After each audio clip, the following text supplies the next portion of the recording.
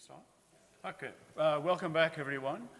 My name, if you've been here, you know who I am, but I'm chairing this session, and I've actually been totally intimidated this morning by all these amazing pianists. I'm just a singer, and it's doing my head in. But anyway, our first speaker is Premanjali Kirchner, a pianist, improviser, and artistic researcher.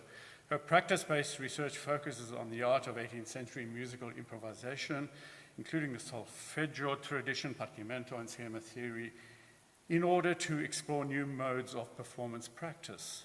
Central to her research is an innovative approach to developing an improvisational language based on close study of the Italian composer Domenico Scarlatti's keyboard works. She's currently a DMA candidate at the Queensland Conservatorium, Griffith University.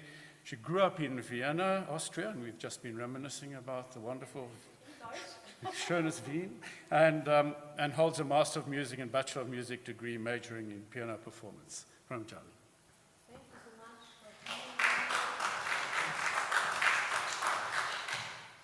much. Okay. I acknowledge the traditional custodians of the land on which we perform, work, and play. I pay my respect to elders past, present, and future, and my thanks to all the organizers who created this wonderful event and space for all of us to share our inspirational ideas. And I gained so much already what I basically visited and heard, and so much imagination in newly developing how we can make actually concert and the creativity more live. Philip Glass stated in an interview that performance brings so much creativity to his own music that he is often surprised because they show him things which he usually, they show him things which he never imagined before. And Philip Glass doesn't like to advise the musician because he thinks it's like putting handcuffs on them. You can.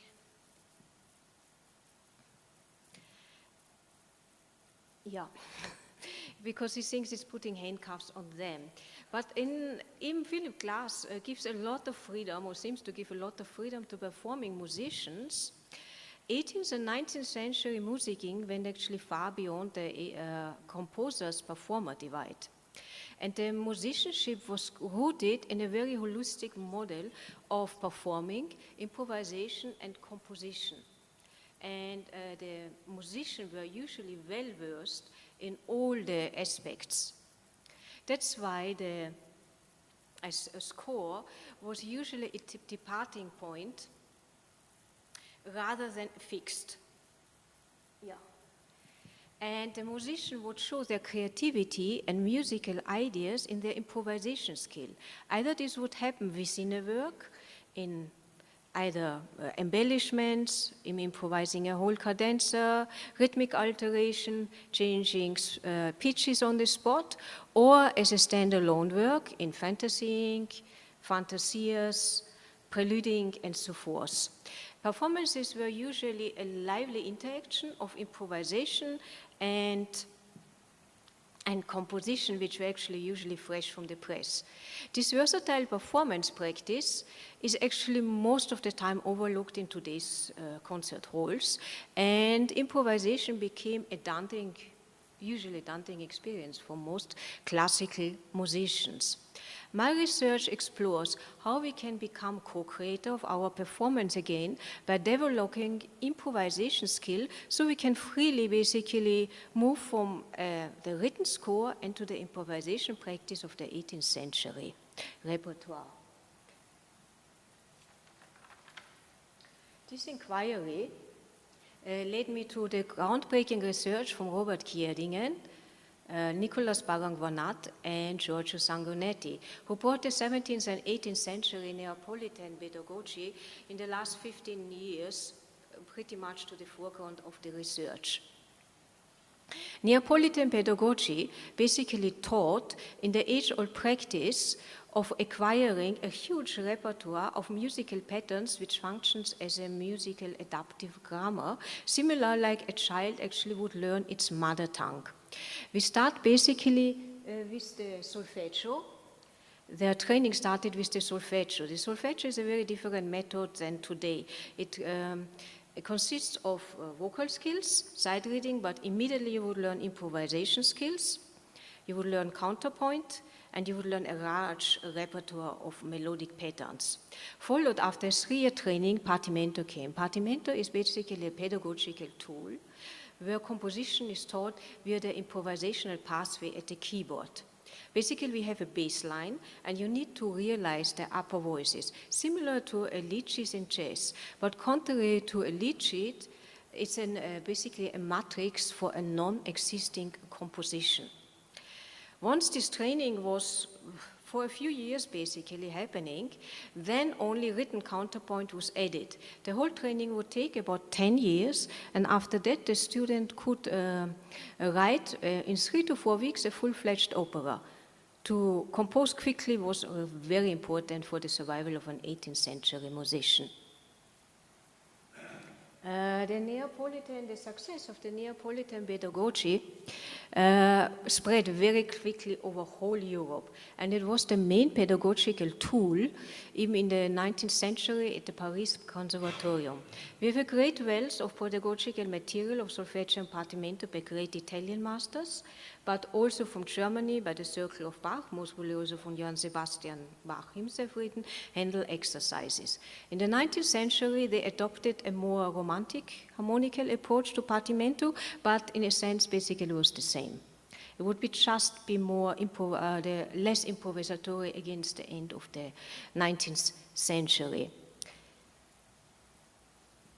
But partimento is not only a craft to be learned, and it's not only an exercise for the brain and fingers. It's basically a fluid continuum from pedagogy to art. That's why we can basically look at the keyboard works of Bach, at Corelli sonatas, or Domenico Scarlatti's keyboard sonata as artistic realized partimenti, as they basically use the same building blocks as beginner partimenti do. Here we're having a partimento by Francesco Durante. He was a very known Neapolitan composer and pedagogue in the 7th and 18th century. Here we can see the bass line with clef changes, and you need to realize the upper voices, which can be done in various ways. Partimento, besides the employment of teaching and being an elementary training of learning historical musical languages, at the most advanced stage could actually connect us to really 18th century nice improvisation practice, which will include a more developed improvisation practice and also can lead to develop composition skills as a performer. By creating our own partimenti based on 18th century repertoire, we can learn many aspects which are usually not inherent in the pedagogical literature. And it has many advantages also that you can look basically through the composer's eyes how to see it. And the bass lines are from a far superior quality of a composer than the pedagogical material. So what we're doing first, we're looking at an 18th century repertoire composition. We're looking at the schemas. We analyze it. Mainly we're listening to them. Once we understood basically the composition, we can then in a very free way explore the bass line and create our own partimento. In order to understand the harmonic language, we can then create a very simple three-part harmonic realization, which we actually really need to look very close to the contrapunctal aspects and not only the vertical chordal aspects, which is basically our music theory today. So it's very important to look at the contrapunctal aspect. Once these two steps are accomplished, we then can create our own composition. Can you go back once? Yeah. Creating our own partimenti and their realization, we're slowly basically absorbing and memorizing all the contrapunctal harmonic textures within a very well-defined form, which can lead us then to a free improvisation, meaning we have improvisation without a thread or a partimento. In my research, I use the Scarlatti sonata. After Enrico Baiano, a great harpsichordist and Scarlatti expert, the Scarlatti sonatas are closely linked to the 17th century Italian toccata, which is very improvisatory in character, has a constant theme changes, mood changes, key changes, meter, and you can find this basically all within one page. Scarlatti was a really unique and individual composer, but by no means an individual phenomenon. His music derives from many, many influences, including from the late Renaissance Neapolitan composers, Jean de Marc, Stella, Pichi, who already experienced with the bold harmonic language outside the Renaissance modal languages, daring keyboard techniques, and imitated the Spanish harp because Naples was standing under the influence of the Spanish, and created a legato sound already at the keyboard. Scarlatti sonata also show a waltz of Vivaldi, Alessandro Scarlatti, Pergolesi, but also Spanish elements, folk elements from Andalusia, flamenco, and you can find even Arabic influences. Scarlatti sonatas were already used in the 19th century at the Paris Conservatorium as models for the artistic realized partimenti. And I think even Scarlatti sonatas are often challenging because they are going beyond the 18th century norms. They are an exquisite example to idiom just because of this inventiveness and rich musical textures that we can learn actually improvisation and partimento based on them, and it's, I think, ideal for a 21st century musician. I will show now an example for how I created my own partimento and sonata based on this sonata of Domenico Scarlatti in C major. Here Scarlatti starts with a Raketengambit, which means this is a gambit moving the melodic movement up, and then he ends the phrase with the schema prima. The prima is one of the most elegant ways to end, in the 18th century, the elegant phrase, and it's based on the scale degree 4-3-2-1, and simultaneously in parallel motion, either in thirds or 10, the upper voices is accompanying it. He then turns the voices around for the next 3 bars, basically upside down, and then ends in the cadence. Then he modulates in the next phrase to a G major scale, and the scale is rising, as you can see. And he's stepping a little bit back, which Gjerdingen calls a passo indietro. It's a very typical feature of 18th century. You step first back before you're moving forward again. Then you have a rhythmic acceleration at the second line of the end, and you end to a weak cadence, which Gjerdingen calls the comma, before ending basically in a half cadence. In the second part, basically he shows us a stepwise Romanesca. The stepwise Romanesca is related by invertible counterpoint to the leaping Romanesca, which we all know through pachelbel canon. It's basically a scale going down with 5-3, 6-3 chords accompanying as realized alternatively of strong and weak beats. The unique feature in this, what Scarlatti is doing, first, he doesn't use only one Romanesca. He basically modulates and overlaps from one to another. He already starts with a far away key, meaning from B flat major is quite far away from C major. And then he modulates to E flat major, overlapping, and then to an incomplete, to a Romanesca to A flat major. But it makes completely sense because it's then turning to the dominant seventh of F, which would be the relative of the A flat major, and then returning basically to the home key. The cadential phrase is like with all Italians, very long. They always love to have long cadences. And we start with the grand cadence on 1-6, 4-3-4 from the upper octave, and then we're having basically 5 cadence before we actually come to the real conclusion. Okay, this is the partimento which I created from the 3 sonata. As you can see, it's quite free. I created my own bass. A partimento is good what Gjerdingen calls a mixture of exciting and boring. So you can see the boring, we start with the boring, a dotted crotchet for the first few bars, and then we can see there's more movement happening in the left hand, which says basically that it's imitating the upper voices. Then in the next one, can you? Here we're having my sonata, which I realized from the song. So I started my opening gambit also with a Raketen movement, just with a different figuration. My prina I did with a more complex a rhythmical figure, and I ended with a spalzo. You will find this in a lot of Scarlatti sonatas, but it's actually a keyboard technique derived from Jean de Marc from the Renaissance composers.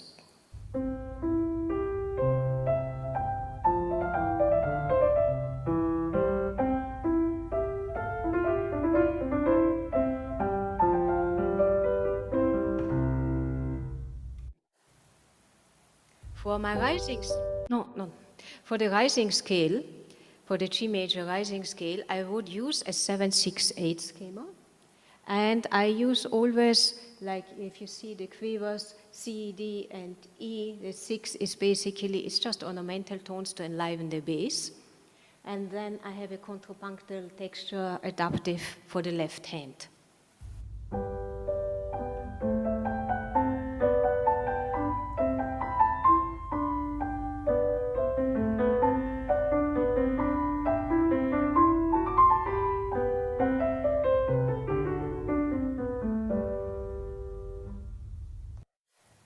For the stepwise Romanesque, I decided to divide the voices from the upper and lower, like more a question and answer. Yes.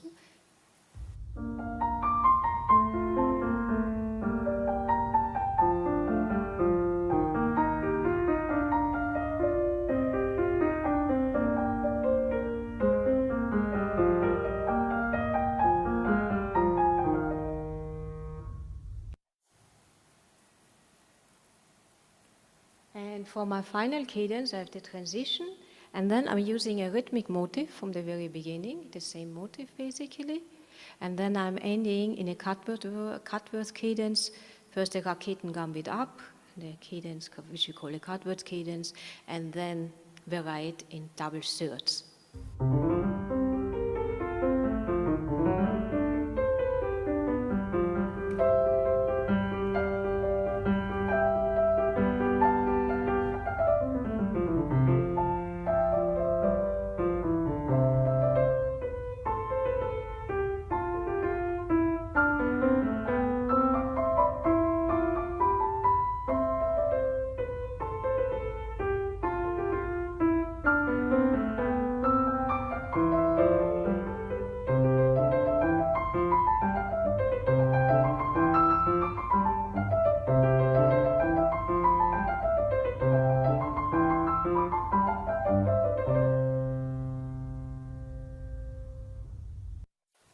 As you can see, that piece, we could, unfortunately, due to time restriction, not play the original, but it sounds completely different. Even I used Scarlatti basically as my guide or teacher to get there through.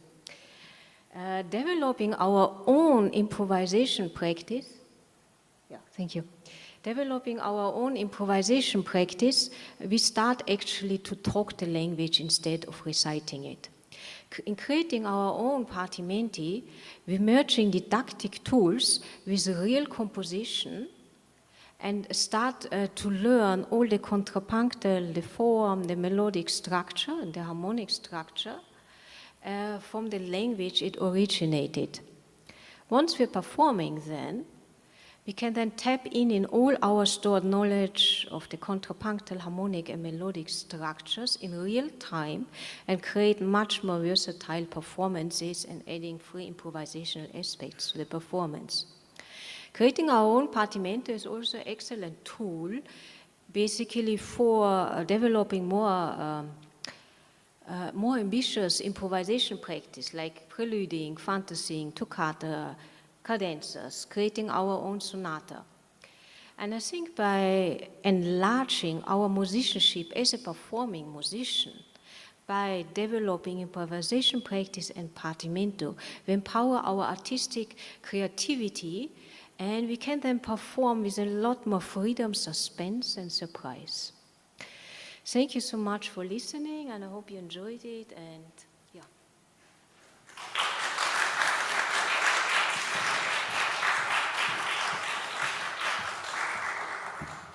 Thank you very much, Premanjali.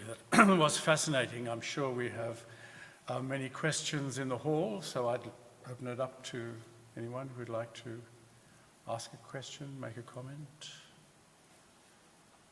Any takers? Does anybody like to know how to experience actually when you start to come from a performing musician to an improvising one?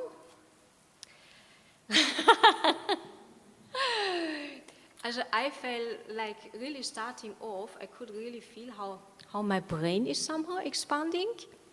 It's really somehow starting to tap into some things which I didn't actually use before. And it develops really what I said, it empowers artistic creativity because suddenly you are in charge. And suddenly you know also from where the composers come, but you're more on the same level, you know, because you also start to talk the language. So it's quite an exciting and empowering approach to learn this. And I think also the oral development starts to happening a lot because you start to listening for different things. And Neil. Premanjali, we've talked about this, so Yeah. maybe it's leading you. But I just for people here and on Zoom, I wonder if you might say what you feel the effect of understanding, for example, the schemata within these classical compositions can bring to performance. What can we do when we understand the structures? We all hear them, but we don't know necessarily what they are. I think it's basically really 18th century music is really based on rhetoric, and these long legato lines in the 19th century and the way we are playing is not really in line of 18th century musicking. And if we understand actually the compositional language better, our whole performance would change because we never would play in long phrases like it's actually very common today. Even you can play beautiful on the piano, but you don't, it's like a big long sausage basically. It's not. So, and you will understand much clearer also when great composers like Mozart, they're extremely funny, and the audiences that time understood the jokes, or for many other composers also, because we don't know actually the jokes when they're going beyond the norms of 18th century, and what does it mean? So we're missing a lot out basically because we don't talk or understand this language. Can I jump in there just slightly out of left field? And I was thinking, you know, in terms of the whole training of pianists in this improvisation, I was thinking of the singers who, you know, and I was wondering what kind of overlap or integration or sort of synergy there was, say, in Scarlatti's time between the vocal training and the keyboard training. That's an excellent question, because a Neapolitan proverb said, if you can't sing, you cannot play. Mm-hmm. So they started with Solfeggio training. We call it now today's historical Solfeggio training. What I mentioned before, they would do it for 3 years, and they would acquire a huge repertoire of melodic patterns, and then they would immediately learn to improvise on them. Mm-hmm. And they already would start to use schemas, because Neil mentioned it. They use all the schemas, which later in big composition would be used. So right from the beginning, it was a compositional training, and everybody, they didn't even allow anyone to touch the keyboard or any other instrument. This would be later chosen only for people who were very much suited for the compositional pathway. Or than other instruments. But the singing was basically the main essence of the whole training. And if you can't sing, you can't play. Any other questions? I think we're pretty much on time, so I'd like to thank Premanjali for a fascinating presentation. Thank you. Thank you. Thank you. Thanks so much, Ian, for listening. Thank you.